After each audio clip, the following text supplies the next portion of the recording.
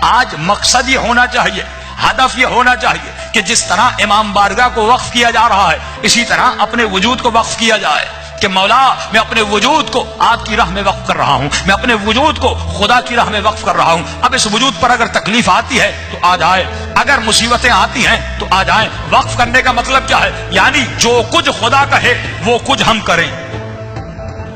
آنکھیں اپنی مرضی سے نہ دیکھیں، کان اپنی مرضی سے نہ سنیں، ہاتھ اپنی مرضی سے نہ اٹھیں۔ یعنی گھر میں اخلاق وہ ہو، راستے میں اخلاق وہ ہو، بزنس میں رفتار وہ ہو جو وہی جو اہل بیت نے چاہا۔ فرمایا جب وجود مکمل ایسا بن جاتا ہے تو امام زمانہ کا دل خوش ہوتا ہے۔ آج مومنین سے ایک سوال کروں گا کہ جب شب 15 شعبان آتی ہے آپ ایک خط لکھتے ہیں امام زمانہ، کیا سال میں اپنے محبوب کو ایک خط لکھا جاتا ہے؟ ہاں؟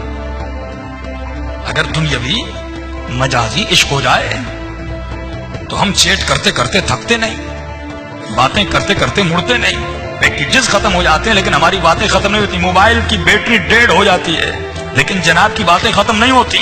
اور امام زمانہ جس سے عشق کا دعویٰ، جس سے محبت کا دعویٰ، اسے سال میں ایک خط۔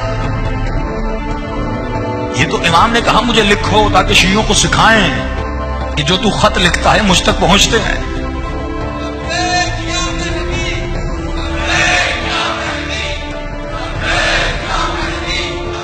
امام تو ہماری باتوں کو سن رہے ہیں لیکن مولا نے یہ کیوں کہا کہ مجھے خط لکھو؟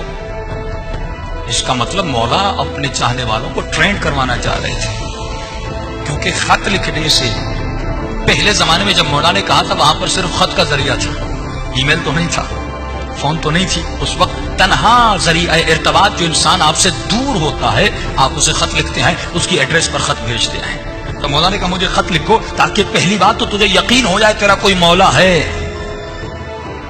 جو تمہارے خطوط کو پڑھتا ہے، جو تمہارے خط کو دیکھتا ہے، تاکہ یقین ہو فزیکلی ایک ارتباط ہو تمہارا امام زمانہ کے ساتھ۔ کیونکہ آپ کبھی ایسے انسان کو خط نہیں لکھتے جس کا وجود ہی نہ ہو، جو مر چکا ہو اس کو کبھی خط نہیں لکھا جاتا۔ خط اسے لکھا جاتا ہے جو زندہ ہو، خط اسے لکھا جاتا ہے جو آپ کا خط پڑھے۔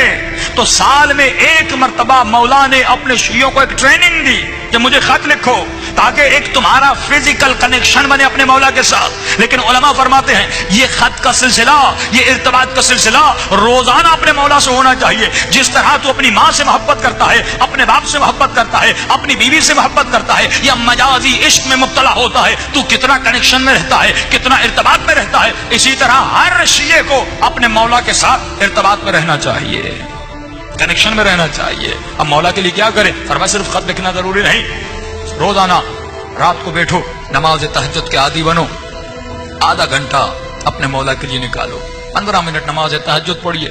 دیکھیے صبح کی نماز کے لیے تو ویسے اٹھتے ہیں آدھا گھنٹہ پہلے اٹھ جائیے، لیکن یہ شیطان کتنا ملعون ہے، ہمیں آدھا گھنٹہ عبادت کرنے نہیں دیتا۔ تو آپ کبھی سوچئے جو شیطان اتنی عظیم ترین عبادت سے روک رہا ہے، یقیناً اس عبادت کا مرتبہ بہت بڑا ہوگا، تبھی وہ پوری طاقت لگا دیتا ہے، اس عبادت سے روکتا ہے۔ علماء فرماتے ہیں کہ اگر یہ قرآن کی آیتیں یا رات کو دعا کر کے سو جاؤ یا کوئی الارم رکھ کے سو جاؤ، پھر آپ کو محسوس ہوگا یہ معلوم مجھے کتنا روکتا ہے۔ پر میں صرف 40 دن نماز شب پڑھو اور صرف 40 دن امام زمانہ کے باتیں کرو، 15 منٹ مولا سے کلام کرو، یا اگر خط لکھنا ہے خط لکھو، پھر درخت دریا میں جا کر پھینک کر، لیکن خط لکھنے کی بھی ضرورت نہیں، روزانہ 15 منٹ باتیں کرو، محبت بھری باتیں کرو۔ اگر تکلیف ہے تو امام سے شیئر کرو، اگر مصیبت ہے تو اپنے مولا سے شیئر کرو۔ جب وہ مولا کہہ رہے ہیں میں تمہارا باپ بھی ہوں، میں تمہارا بھائی بھی ہوں، میں تمہارا دوست بھی ہوں، میں تمہارا رفیق بھی ہوں، یعنی ہر رشتہ امام زمانہ کے ساتھ ہونا چاہیے۔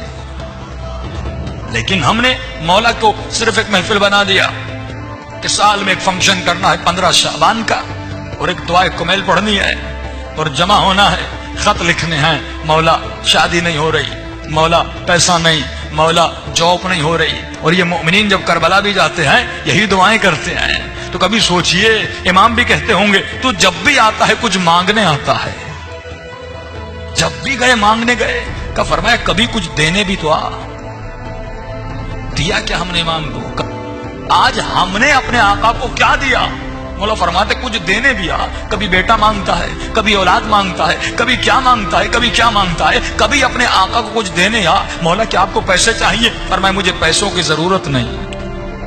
مولا کیا آپ کو مال چاہیے؟ کیا آپ کو دولت چاہیے؟ کیا آپ کو گھر چاہیے؟ فرمایا نہیں، مجھے تو چاہیے۔ مجھے تو چاہیے، آپ کا وجود چاہیے امام کو، یہ وجود چاہیے امام کو، یہ ہاتھ چاہیے، یہ آنکھیں چاہیے، یہ ذہن چاہیے، یہ زبان چاہیے، یہ کان چاہیے۔ فرمایا مجھے تمہارا وجود چاہیے، بس جو میں کہوں تو کرے، جس سے میں روکوں تو رک جائے۔ مجھے سلمان زماں چاہیے، مجھے میثم زماں چاہیے، مجھے حبیب زماں چاہیے۔ تو ایسا بن جا جیسے حسین کا صحابی حبیب ابن مظاہر تھا۔ بھائی امام زمانہ کو بھی حبیب کی ضرورت ہے کہ نہیں؟ امام کو بھی علی کی طرح سلمان کی ضرورت ہے کہ نہیں؟ مولا کو بھی علی کی طرح میں سمیت تمار کی ضرورت ہے کہ نہیں؟ کم از کم علی کا غلام قمبر بن کے دکھائے۔